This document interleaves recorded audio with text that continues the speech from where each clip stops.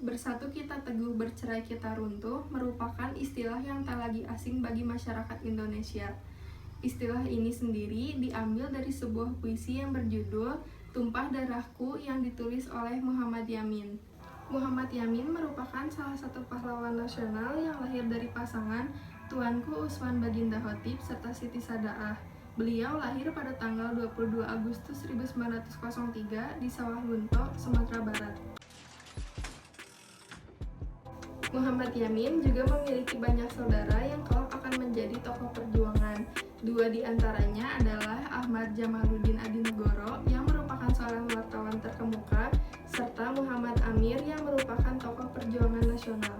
Di masa remajanya, beliau menghabiskan waktu dengan bersekolah di Holland Inland School di Palembang, serta Al-Khamein Middlebury School di Yogyakarta. Di kedua sekolah tersebut, Muhammad Yamin mempelajari sejarah purbakala serta berbagai macam bahasa seperti bahasa Yunani, bahasa Latin, bahasa Sanskerta, serta bahasa Jawa. Tak hanya sampai di situ, beliau juga menghabiskan masa remajanya dengan menulis puisi serta berbagai macam naskah drama. Pada tahun 1927, Muhammad Yamin melanjutkan pendidikannya ke RH Batavia di Jakarta yang merupakan sekolah tinggi hukum pertama di Indonesia. Di tahun 1928, Muhammad Yamin menerbitkan karya keduanya yang merupakan sebuah puisi berjudul Tumpah Darahku bersamaan dengan terciptanya sebuah naskah drama yang berjudul Ken Arok dan Ken Dedes.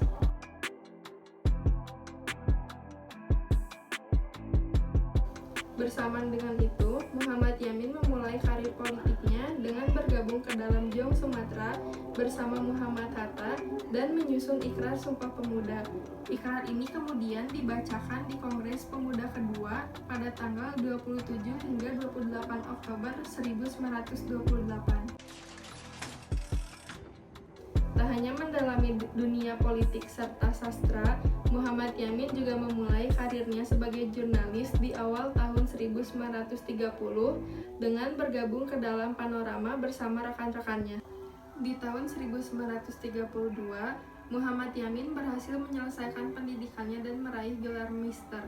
Setelah itu, beliau bekerja di dalam bidang hukum di Jakarta hingga tahun 1942. Di tahun 1936, Muhammad Yamin mendirikan Kebangunan bersama Lim Kun Hian, Sanusi Pane, serta Amir Syarifuddin. Pada tahun 1937, Muhammad Yamin mendirikan Gerakan Rakyat Indonesia atau Gerindo. Di tahun yang sama, beliau menikah dengan seorang putri bangsawan Demak yang bernama Siti Sundari dan dikaruniai seorang putra bernama Rahadian Yamin. Di tahun 1939, Muhammad Yamin bergabung dengan Volksraad, sebuah dewan perwakilan rakyat Hindia Belanda yang didirikan pada tahun 1916. Di awal masa pendudukan Jepang pada tahun 1942, Muhammad Yamin bekerja di Pusat Tenaga Rakyat atau Putra sebagai senior di kantor Sendenbu atau kantor propaganda Jepang. Pada tahun 1945, Muhammad Yamin terpilih sebagai anggota BPUPKI. Dalam karir politiknya sebagai anggota BPUPKI, Muhammad Yamin telah mengusulkan hak asasi manusia untuk dimasukkan ke dalam konstitusi negara. Selain itu, beliau juga merupakan salah satu perancang dari Pancasila.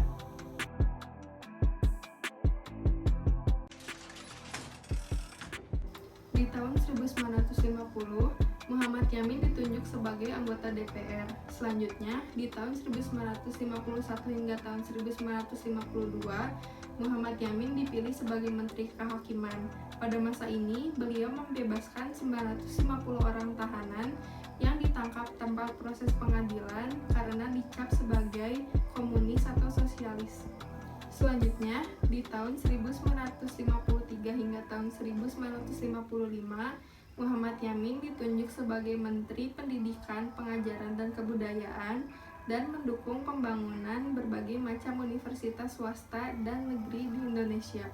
Kemudian, pada tahun 1959 hingga tahun 1960, Beliau dilantik sebagai Menteri Urusan Sosial dan Budaya. Selanjutnya, pada tahun 1962, Muhammad Yamin ditunjuk sebagai Menteri Penerangan. Di tahun yang sama, pada tanggal 17 Oktober 1962, Muhammad Yamin menghembuskan nafas terakhirnya di Jakarta. Beliau dimakamkan di Desa Talawi, Kabupaten Sawah Lunto, Sumatera Barat, tepat di samping makam ayahnya.